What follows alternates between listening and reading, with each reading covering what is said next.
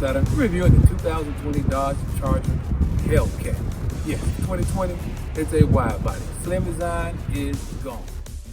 But everything else that the world has come to love about the Hellcat is still the same.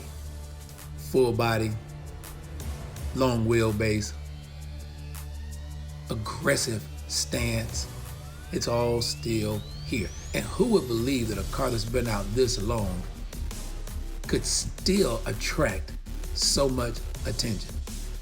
Even if you didn't know it had 700 plus horsepower, it's something to look at. From the breathers on the hood, the new design to the front, the way the vehicle looks like it's moving when it's sitting still. Or is that just wishful thinking? Maybe we're just wishing it's moving while it's sitting still. And speaking of moving, in the parking lot here, turning radius you can tell is not so great, but that's to be expected when you got these 20 by 11 inch carbon black forged wheels wrapped in these 305 35 ZR20 tires. This vehicle is 3.5 inches wider than the outgoing model. It's supposed to get better grip, and I'm sure it's better, but when you're sitting on 707 horsepower with a 0 to 60 in 3.6 seconds, it's kind of hard to keep them from spinning.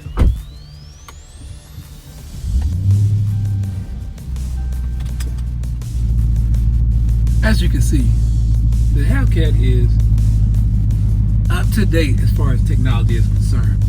You have keyless entry, you have a keyless remote start, and a push button start. Here on the steering wheel, you have a couple of buttons missing here. This would be for the intelligent cruise control, not on this model that we have, but you do have your cruise control buttons here. You can navigate through your odometer. Here, check tire pressure. Nice thick leather wrapped steering wheel. They didn't go too far with the whole flat bottom like you're riding in some type of a NASCAR or something. Even though you feel like you're riding in a NASCAR, you're actually not. You have a place here, sunglasses, map lights.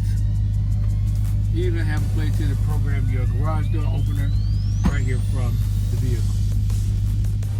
Paddle shifters up and down. You control your windshield wipers and turn signals here from this one switch.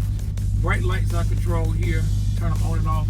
It does not have the function with the automatic bright lights. Don't understand why, but something I think Dodge will probably include on the next model refresh. Now, as far as the look of the interior, this probably isn't what someone would expect from a vehicle with 700 plus horsepower. This is actually a family car. You have USB chargers here in the rear seat for your backseat passengers, and the leather is actually quite soft and comfortable. The seats wrap right around you. Everything is within your fingertips here as well. Your infotainment system could be a little bit larger, but you have dual climate controls. You have the SRT badging across the dashboard. The stitching in the doors, I think, is a nice touch. The SRT in the seats, of course, reminds you that this is the cream of the crop. Electronic shifter here. Cup holders, standard. The center console has plenty of room for camera gear, as you can see. 2 USB chargers and an auxiliary cord adapter right there in the center console. I like the fact that they made it black so that you won't get it dirty from leaning on it so much. Stitching here across the dashboard, like I said, the odometer has everything you could possibly need to know about the vehicle. There are those paddle shifters, cruise control, all of your adjustments to get through your tachometer, auto headlights, memory seats. You have the one-touch up and down windows for the front, but not the rear. And I mentioned earlier that the vehicle is 3.5 inches wider to accommodate this new wheel and tire package. But not just that, it also has the SRT Tune Bilstein 3-mode adaptive damping competition suspension. It just means it's not quite as bumpy as one might expect from a vehicle with 707 horsepower. It also has retuned shocks, stiffer springs. Front springs are 32% stiffer than the 2019 model. larger anti-roll bars, expanded from 32 to 34 millimeters in the front and from 19 to 22 millimeters in the rear. Brembo brakes help to make sure you bring this 707 horsepower to a stop.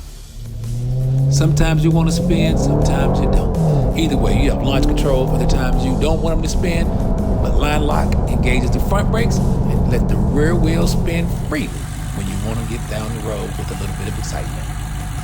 And when you're done with all of that, have to go in for a grocery run, the wide body does get the race cool down, which cools the superchargers when the car is off. So when you're ready to jump back in from the grocery store, it's ready to go again.